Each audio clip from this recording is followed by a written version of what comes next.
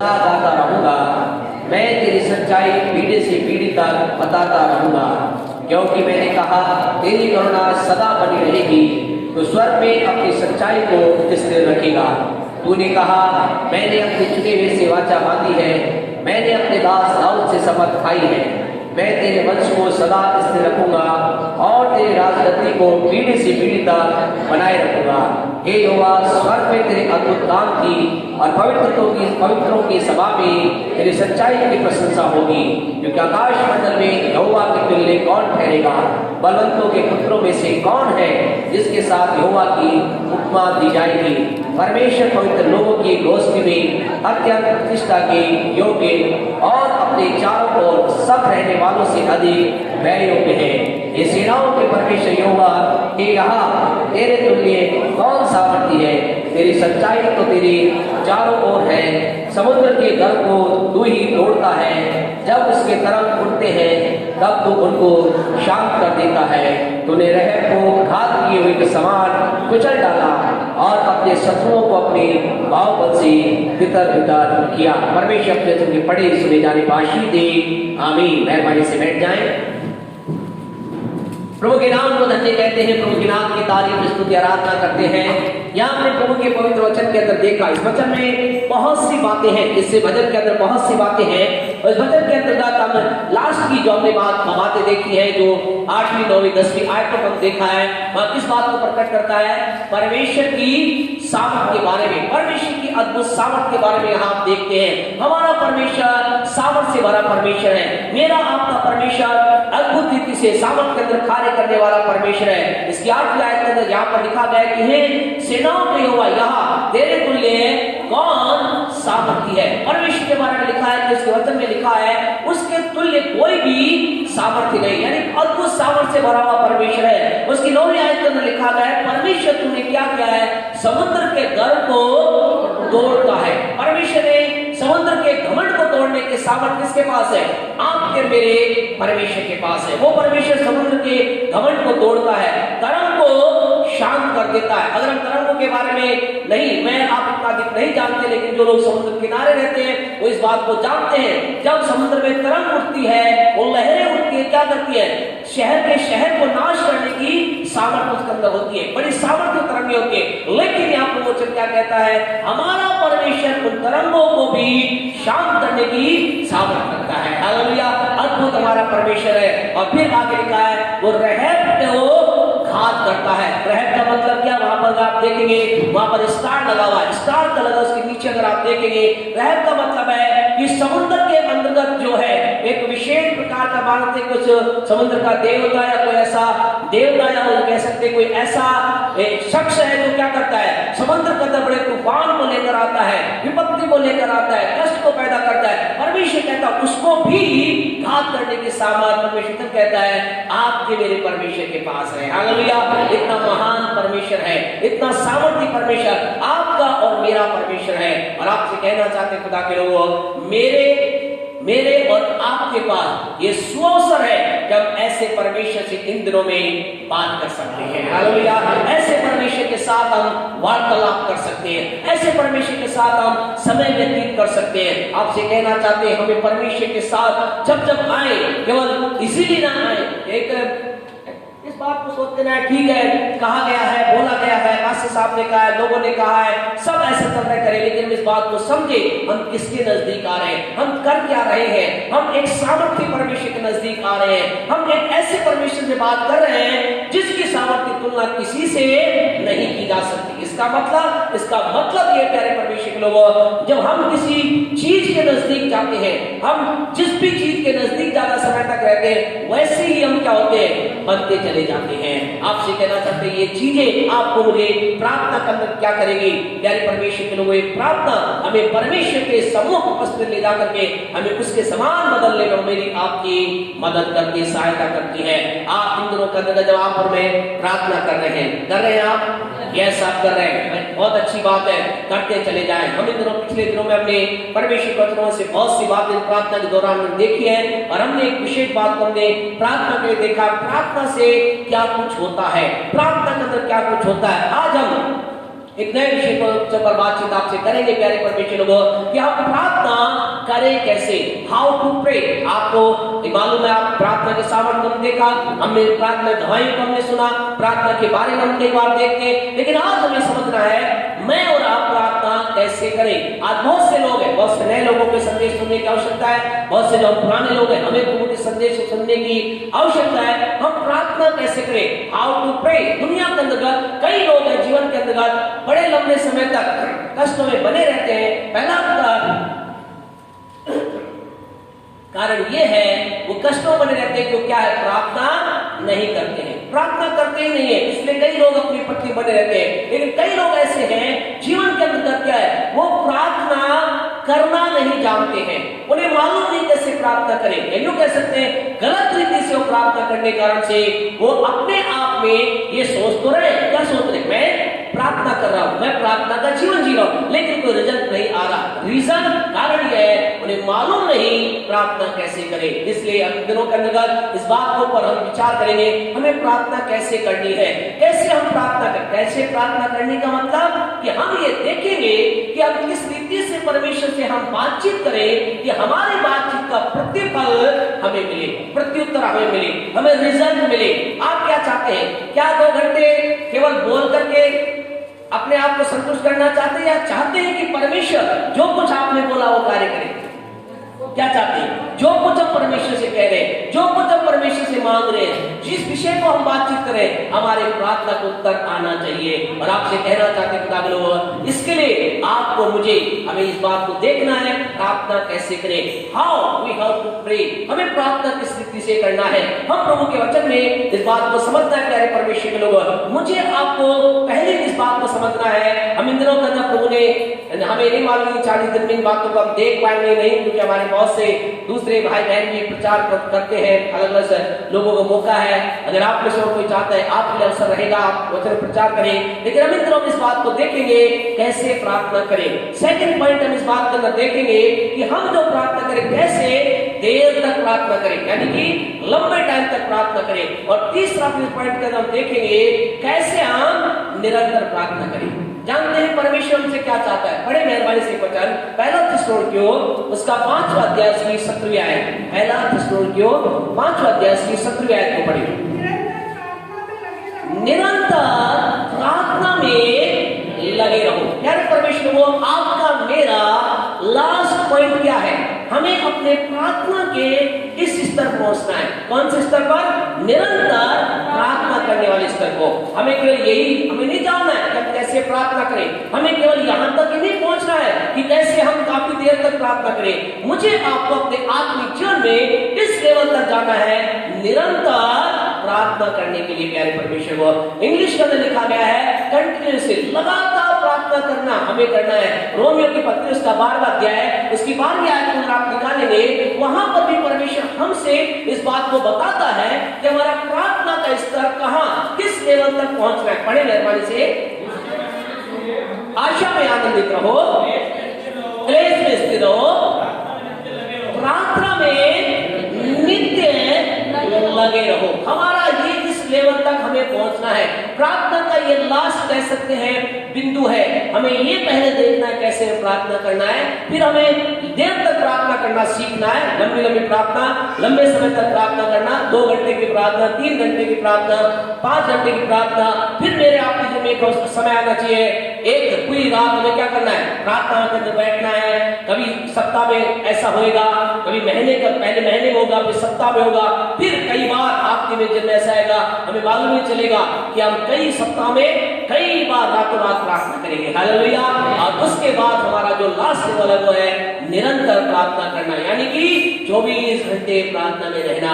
मैं आपको उस स्तर तक हमें पहुंचना है और परमेश्वर हमसे ही चाहता है। लेकिन इसकी स्टार्ट कहां से होती है, इसकी स्टार्ट पॉइंट जो बिंदु है वो है प्रार्थना करें कैसे, हम प्रार्थना किस रीति से कर सकते हैं। हमें इस बात को समझना है कि प्रार्थना का प्रारंभ जल्दी से हमारे साथ निकाले।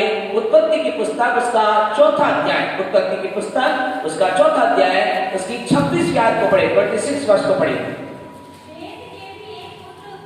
हाँ जी, उसका नाम एनोश रखा। उसी समय से लोग यहोवा से प्रार्थना करने लगे। क्यों लोग प्रार्थना करने लगे? तो इस वचन के अंतर्गत काफी रहस्य छिपा हुआ है। यहां पर क्या हुआ प्यारे परमेश्वर को, लोगों ने एक चीज को देखा। किसको देखा? आदम को देखा। आदम ने क्या की? प्रार्थना की। और आदम की प्रार्थना के उत्तर के रूप में क्या मिला उसे?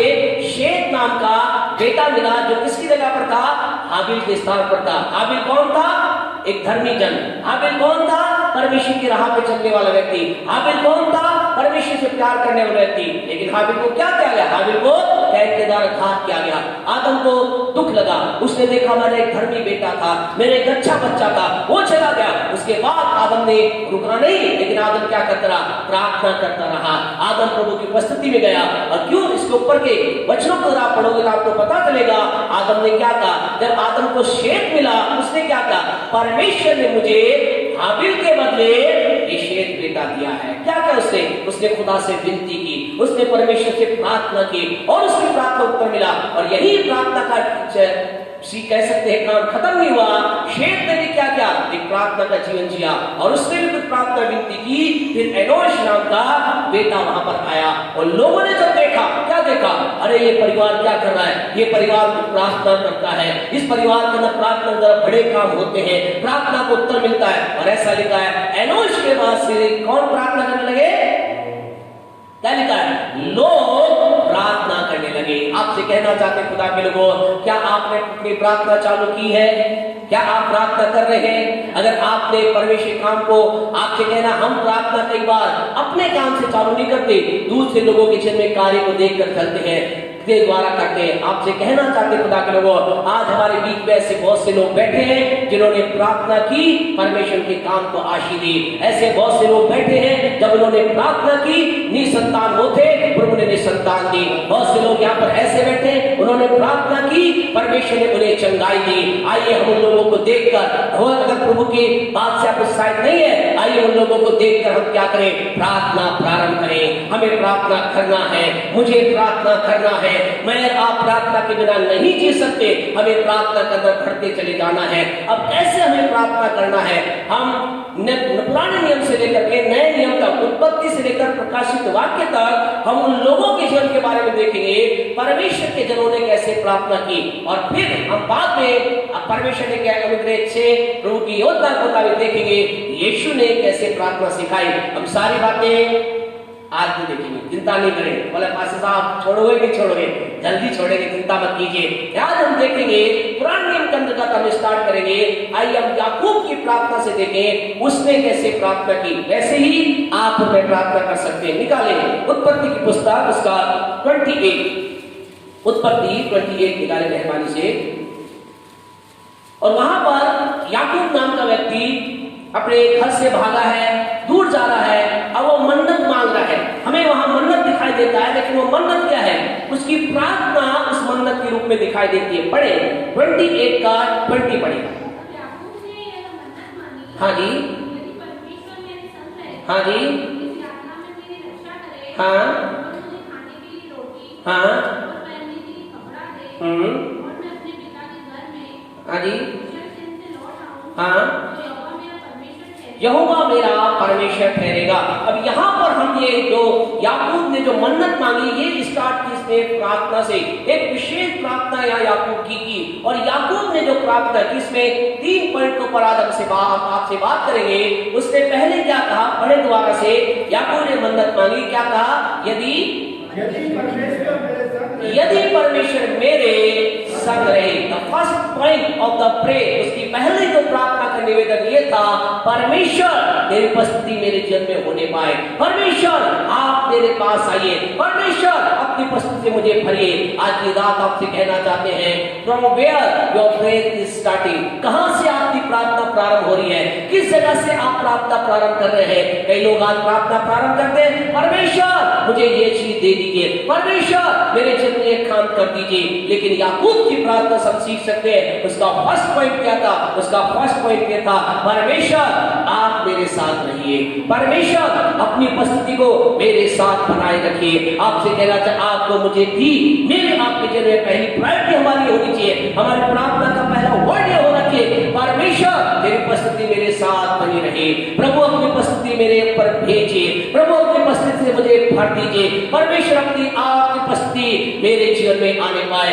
आपको मुझे फर्स्ट पॉइंट की प्रार्थना करना चाहिए, परमेश्वर आप मेरे संग रहिए, परमेश्वर आपकी उपस्थिति मेरे जीवन में आने पाए, परमेश्वर आप मेरे साथ साथ रहिए। प्यारे परमेश्वर आपसे कहना चाहते, जब मैं आप ये प्रार्थना करते हैं, इस रीति से प्रार्थना करके मैं आप आशीष में होते चले जाते हैं, मैं आप अपने जीवन के अंतर्गत बड़ी ब्लेसिंग को प्राप्त करते हैं। यहाँ याकूब ने प्रार्थना की, परमेश्वर तेरी उपस्थिति मेरे साथ रहने पाए। यदि तेरी उपस्थिति नहीं रहेगी, गड़बड़ हो जाएगी, तेरी उपस्थिति मेरे साथ रहना चाहिए। ऐसे याकूब ने क्यों किया, और ऐसा परमेश्वर हम आपसे क्यों कह रहे करने के लिए? क्योंकि प्यारे परमेश्वर वो केवल मात्र आपके कहने से परमेश्वर मेरे से अपनी उपस्थिति डालिए, परमेश्वर की उपस्थिति नहीं आएगी।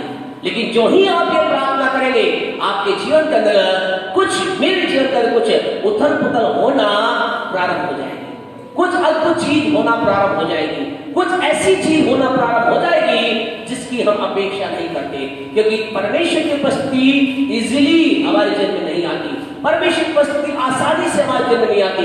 लेकिन अगर हम सफल हुए, हालेलुया, अगर परमेश्वर की उपस्थिति को हमने पकड़ लिया, अगर परमेश्वर की उपस्थिति से हम हट गए, अगर हमारे जीवन में परमेश्वर की उपस्थिति आ गई, उसके बाद आपको कोई आगे बढ़ने से रोक नहीं पाएगा, आपको जीवन में आगे उन्नति करने से कोई रोक नहीं पाएगा। लेकिन जो ही आप ये प्रार्थना करते हैं, जो ही मैं ये प्रार्थना करता हूं, जानते क्या होते हैं?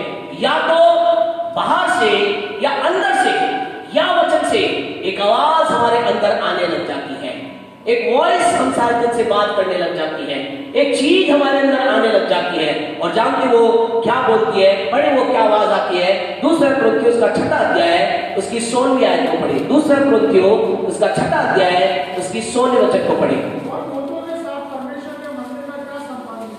6:16 परमेश्वर, हाँ जी, हाँ जी, हाँ जी, सुनिए क्या क्या परमेश्वर ने, मैं उनमें बसूंगा, मैं उनके अंदर आऊंगा, मैं उनके अंदर प्रवेश करूंगा। यानी परमेश्वर कह रहा मैं अपनी उपस्थिति को उनमें डालूंगा। जो ही आप ये प्रार्थना करते हैं, परमेश्वर क्या करता है? अपने वचन के अनुसार आपके नजदीक आना प्रारंभ होता है, आपके पास आना प्रारंभ होता है। लेकिन उसके बाद वो कहता है मैं आऊंगा, मैं तुम्हारे अंदर आने के लिए तैयार हूं, मैं तुम्हारे पास आतुर हूं, लेकिन तुम्हें क्या करना पड़ेगा? अब पढ़े इसकी 17वीं आयत को। इसलिए प्रभु इसलिए कहता है कि वो कह रहा है क्योंकि मैं तुम्हारे अंदर आना चाहता हूं, मैं तुम्हारे अंदर अपनी उपस्थिति को डालना चाहता हूं, मैं तुम्हारे साथ रहना चाहता हूं। इसलिए प्रभु क्या कह रहा है? उनके बीच में से निकलो। एक आवाज आपके अंदर आने लगती है, और आवाज क्या कहती है? उनके बीच में से निकलो। इनके बीच में से जो परमेश्वर के साथ ठीक नहीं है, जो चीजें परमेश्वर के साथ सही नहीं है। हाँ पढ़े भाई आगे।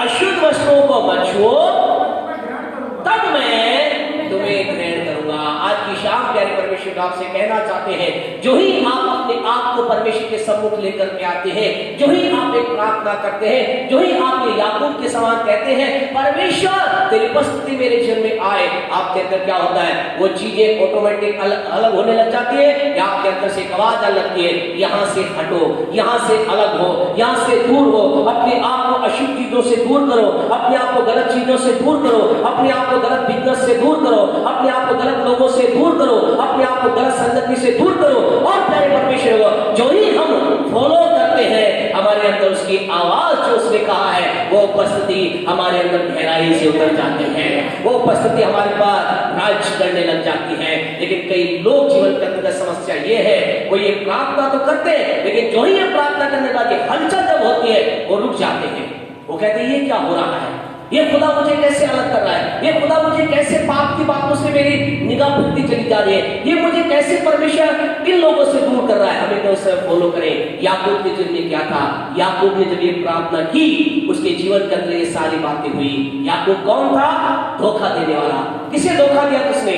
अपने सगे भाई को, अपने पिता को उसने धोखा दिया, लेकिन जब इसने प्रार्थना की क्या हुआ, इसके जीवन के अंदर परमेश्वर की उपस्थिति ने कैप्चर कर लिया, परमेश्वर की उपस्थिति से पकड़ लिया। और फिर क्या हुआ, फिर इसके बाद आगे का जीवन से देखें क्या हुआ, लोग इसको धोखे के बाद धोखा दे रहे हैं, लेकिन ये क्या कह रहा है, ईश आराम से बैठा है, ये कोई प्रतिफल कोई प्रत्युत्तर नहीं दे रहा है, कोई बदलने की भावना इसके अंदर नहीं है। क्यों? क्योंकि परमेश्वर की उपस्थिति को जब इसने प्रार्थना की और खुदा जब इसके अंदर आया, इसने क्या किया, उन बातों को निकाल दिया। आज की रात आपसे कहना चाहते खुदा के लोगों, मेरी आपकी पहली जो फर्स्ट प्रायोरिटी होनी चाहिए वो प्रार्थना नहीं होनी चाहिए, परमेश्वर तेरी उपस्थिति मेरे साथ रहने पाए। उत्पत्ति 28:20 के अगर आगे पढ़ेंगे क्या कहा उसने, परमेश्वर यदि तू मेरे संग रहे, आगे यात्रा में मेरी रक्षा और यात्रा में मेरी रक्षा करे। दूसरी बात उसने क्या की कि उसकी प्रार्थना का सेकंड पॉइंट क्या था, दूसरा पॉइंट उसने क्या था, परमेश्वर तू मेरा रक्षक बनना, परमेश्वर आप मेरी रक्षा करना, परमेश्वर मैं अपनी सुरक्षा आप में ढूंढता हूं। क्या आपने ऐसी प्रार्थना की?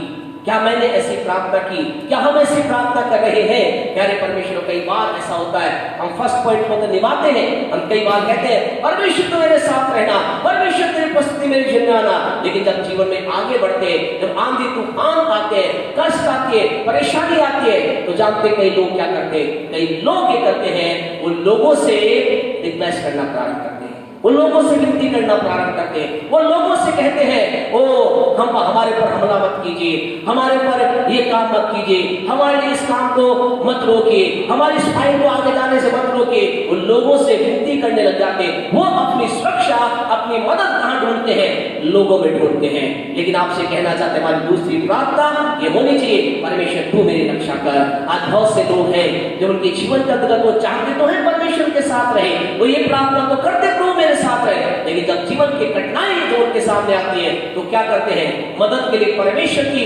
ये प्रार्थना करने के बजाय हे परमेश्वर तू मेरी रक्षा करना, वो किससे रिक्वेस्ट करते हैं, लोगों से रिक्वेस्ट करते हैं, हमारी इस फाइल को आगे पहुंचा देना। अगर कुछ इस फाइल में क्या है, अगर इस फाइल में क्या है, वजन डालना तो हम वजन में डाल देंगे, बैक डेट से आ जाएंगे, पर हमारी इस फाइल को किसी तरह आगे कर दो, हमारा प्रमोशन रुकना नहीं चाहिए, हमारी उन्नति रुकनी नहीं चाहिए, हमारा काम रुकना नहीं चाहिए, हमारे कष्ट का काम रुकना नहीं चाहिए, हमारे लिए कुछ करना। हम आपसे क्या करते हैं, रिक्वेस्ट करते हैं, लोगों से गिड़गिड़ाते हैं। आज की शाम आपसे कहना चाहते हैं खुदा के लोगों, आप और मैं ऐसा व्यक्ति, आप और मैं नहीं, ऐसा व्यक्ति क्या होगा, वो अपने प्रार्थना के जीवन में फेल हो जाएगा, असफल हो जाएगा, फिर वो कहेगा मैंने प्रार्थना तो की लेकिन मेरी प्रार्थना उत्तर क्यों नहीं आया? क्यों?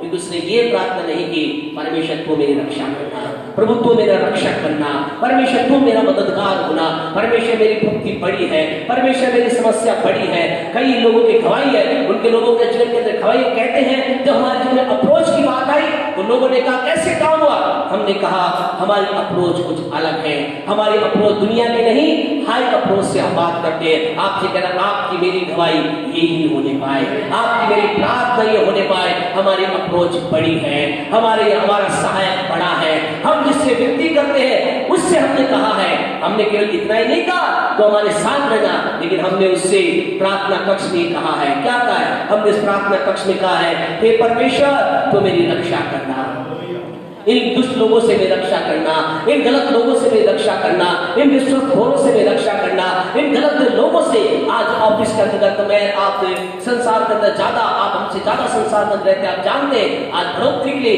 कई बार क्या कुछ नहीं करना पड़ता, हजारों लाखों रुपए तक और यहाँ तक कि शरीर तक कई बार अर्पण लोगों करना पड़ता है, किससे, आगे बढ़ने के लिए। लेकिन खुदा के लोग आपसे कहना चाहते हैं आपकी मेरी बढ़ोतरी इस याकूब के वचन प्यारे परमेश्वर के लोग 28:20 के ऊपर निर्भर करती है। हम उससे कहें पिता तू मेरी सहायता करना, मेरा रक्षक बनना, परमेश्वर मुझे तू इसे दलदल की कीच से बचाना, परमेश्वर लोगों जिनकी निगाहें मेरे ऊपर है, कई प्रकार की बातें होती है बढ़ोतरी का, कई बार ऐसा केवल मेरे आपकी जीवन में कई बार पैसा और चीजें नहीं, कई बार ऐसा था कई लोग मेरे आपकी जीवन में रुकावट बनते हैं, आगे नहीं बढ़ने देते, और लोग कहते हैं उसका प्रमोशन होना चाहिए, इसका बिल्कुल नहीं होना चाहिए, लेकिन बाद में क्या होता है, आपका ही बताता है। हालेलुया। आपसे कह रहे खुदा के लोगों की गवाहियां हैं, लोगों की ऐसी गवाहियां, अभी समय लेकर गवाही में जाए, लेकिन शॉर्टकट तक आप बताना चाहिए, ऐसी गवाहियां हैं लोगों ने कहा कि पूरे स्टाफ ने, पूरे लोगों ने, पूरी टीम ने, पूरे लोगों ने कह दिया ये तो आगे बढ़ना ही नहीं चाहिए। लेकिन जब प्रमोशन लिस्ट निकली, जब वो उन्नति की लिस्ट निकली, जब अपग्रेड लिस्ट निकली, तो पता चला सबसे पहले उसी का नाम था जो परमेश्वर का भय मानता था। वो राजा ने बताया आपसे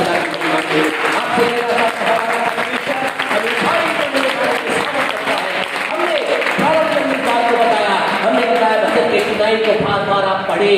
हमारा परमेश्वर सामर्थ्य है समुद्र को थामने की, तरंगों को थामने की, और रहब को, प्यारे परमेश्वर को, समुद्री देवता को योद्धन बचा दो, उसको भी तोड़ने किसके, उसको घात करने की सामर्थ किसमें है?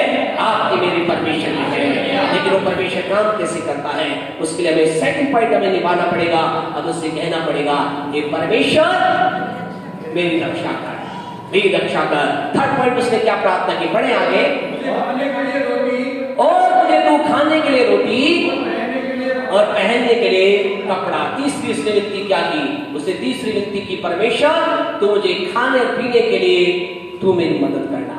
अर्थात उसने अपने शारीरिक आवश्यकता के लिए पिता से विनती की।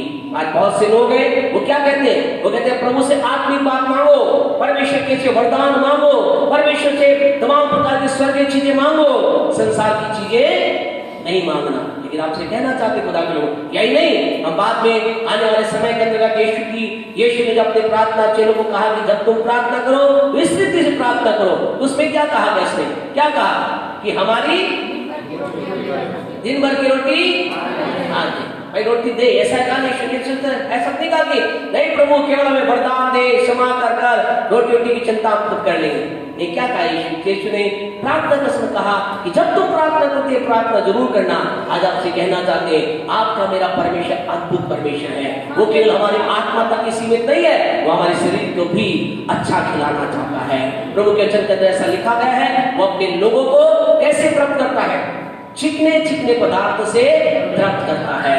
वो अकाल के समय में उन्हें तृप्त करने वाला परमेश्वर है, और हमारा खुदा अद्भुत परमेश्वर है। अभी बताने की आवश्यकता नहीं, हम सब जानते हैं हमारे परमेश्वर ने जब भी चमत्कार किया, क्या किया? उसने जब भी चमत्कार किया, क्या किया? पालक को बढ़ाया, दाल को बढ़ाया, छोले को बढ़ाया, किस चीज को बढ़ाया? ऑलवेज नॉन वेज को बढ़ाया। क्यों बढ़ाया? क्यों कहता है कि मैं वो परमेश्वर हूं जो भक्ति का परमेश्वर हो, ऊंची सोच का परमेश्वर हो, मैं ऊंचाई का परमेश्वर हूं। आज की रात आपसे कहना चाहते हैं हमारे परमेश्वर से जो तीसरी विनती उसने याकूब ने किसने क्या कहा? हे परमेश्वर तू मुझे रोटी और कपड़ा मुझे देना। इसकी तीसरी प्रार्थना की। चौथी प्रार्थना उसने क्या की? कह रहे परमेश्वर वो चौथे पॉइंट बोलकर बंद करेंगे, चौथी बात बोल करके अगली प्रार्थना आगे उसने क्या पढ़ा? पढ़े 21 को, 21 पढ़े। हाँ जी, यहोवा मेरा परमेश्वर। अंत में उसने क्या कहा? उसने कहा हे परमेश्वर मैं तुझसे विनती करता हूँ, तू मेरी तेरी उपस्थिति को मेरे जीवन में बनाए रखना। हे परमेश्वर मैं तुझसे विनती करता हूँ, तू मेरी रक्षा करना। हे परमेश्वर मैं तुझसे विनती करता हूँ, मुझे रोटी खाने के लिए, रोटी पहनने के लिए कपड़े देना। और फिर परमेश्वर से वाचा बांधी। चौथा पॉइंट उसने क्या किया? वाचा उसने किया, उसने अहद किया। उसने कहा परमेश्वर ये सारी बातें मेरे जीवन में आने के बाद मैं तुझसे विनती करता हूँ, मैं तुझे ही अपना परमेश्वर मानूंगा। तू ही मेरा परमेश्वर रहेगा, तू ही मेरा स्वामी रहेगा, तू ही मेरा रहनुमा रहेगा, तू ही मेरा प्रभु रहेगा, तू ही मेरे जीवन के ऊपर राज करने वाला रहेगा। आज की रात आपसे कहना चाहते खुदा के लोगों, हम जीवन के अंतर्गत के प्रार्थनाओं के अंतर्गत क्या हम एक प्रार्थना करते हैं? क्या हम केवल कुछ प्रार्थना करके ठहर जाते? क्या हम ये भी प्रार्थना करते हैं परमेश्वर तू ही मेरा परमेश्वर रहेगा, तू मेरा परमेश्वर है और तू ही रहेगा। हालांकि परमेश्वर इसके जीवन में बड़ी आशीष दी, बड़ी बरकत दी, लेकिन आशीषें एकदम से नहीं आ गई। कई प्रकार के कष्ट इसके जीवन में आए, कई प्रकार की परेशानियां इसके जीवन में आई, इसके अपनों से दुख मिला, इसके पत्नी से इसको धोखा मिला, कई प्रकार की बातें इसके जीवन के अंदर हुई। लेकिन सारी बातों के बीच में इसने जिस दिन परमेश्वर के साथ मुलाकात की, उस दिन के बाद कभी भी ये परमेश्वर से नहीं मुड़ा।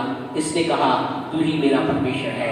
आज की रात आपसे कहना चाहते खुदा के लोगों, हमारा परमेश्वर हमारी विनती सुनने वाला परमेश्वर है। हम प्रार्थना कैसे करें? याकूब के समान प्रार्थना प्रारंभ करें।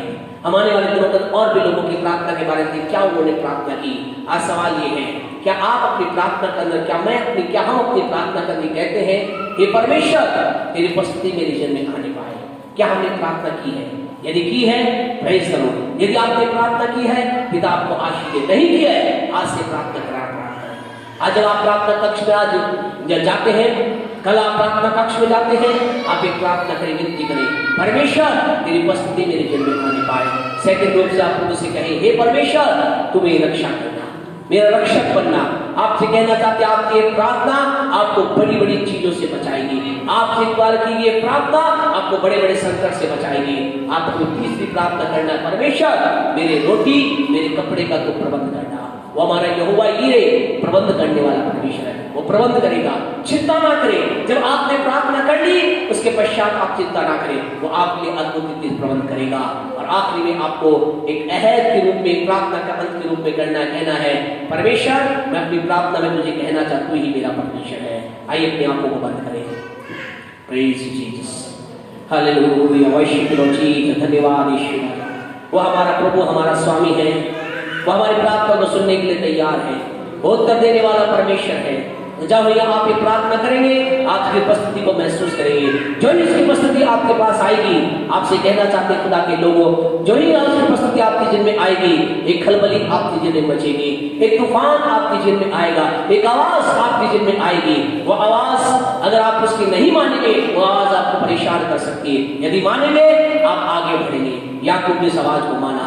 दूसरा Corinthians 6:17 की बात, 16 की बात उसने माना, उसने स्वीकार किया वो मेरे जीवन में आना चाहता है। उसने अपने आप को अलग किया, उसने लोगों से अपने आप को अलग करता गया, गलत चीजों को अपने जीवन से निकालता गया, धोखे को उसने अपने जीवन से निकाल दिया, तमाम चीजों को अपने जीवन से निकाल दिया जो उस जीवन में परमेश्वर की उपस्थिति को रोक रही थी। याद रखें, परमेश्वर की उपस्थिति आपके प्रार्थना करने मात्र से नहीं आएगी, उसके बाद जो कुछ वो कहेगा वो करने के द्वारा आप उसकी उपस्थिति महसूस करेंगे।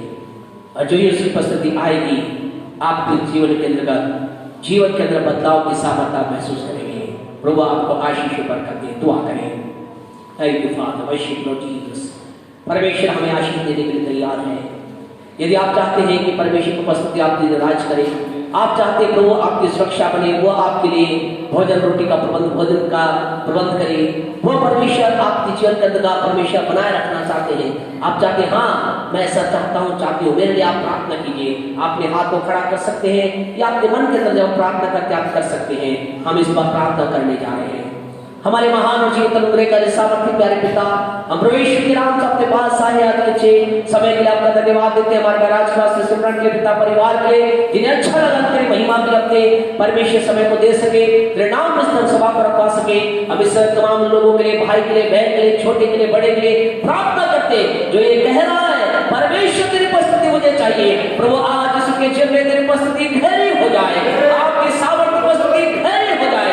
चलते बैठते उठते पिता, घर और बाहर में पिता परमेश्वर, चाहे वो अपने बेडरूम में हो, चाहे अपने किचन के अंदर हो, चाहे वो परमेश्वर बाजार के अंदर हो, चाहे अपने सर्विस के अंदर हो, ईश्वर तेरी उपस्थिति को महसूस करें। Your presence will fill them. आपकी उपस्थिति में भर देने के बाद मुझे प्रभु उनके जीवन के आप रक्षक बनकर आगे बढ़िए और फिर परमेश्वर आज से में बड़े छुटकारे को देखने पाए। उनके जीवन के लिए रोटी पानी का प्रबंध तेरे द्वारा हुआ और होता चला जाए। आप इनके परमेश्वर बनकर उनके जीवन में कार्य कीजिए, यीशु के नाम से मांगते हैं, आमीन। हमारे परमेश्वर का प्रेम, परमेश्वर का अनुग्रह, पवित्र आत्मा के सहभागिता से लेकर यीशु के दूसरे आत्मा तक हमारे साथ और संसार के तमाम विश्वासियों के साथ बनी रही, आमीन।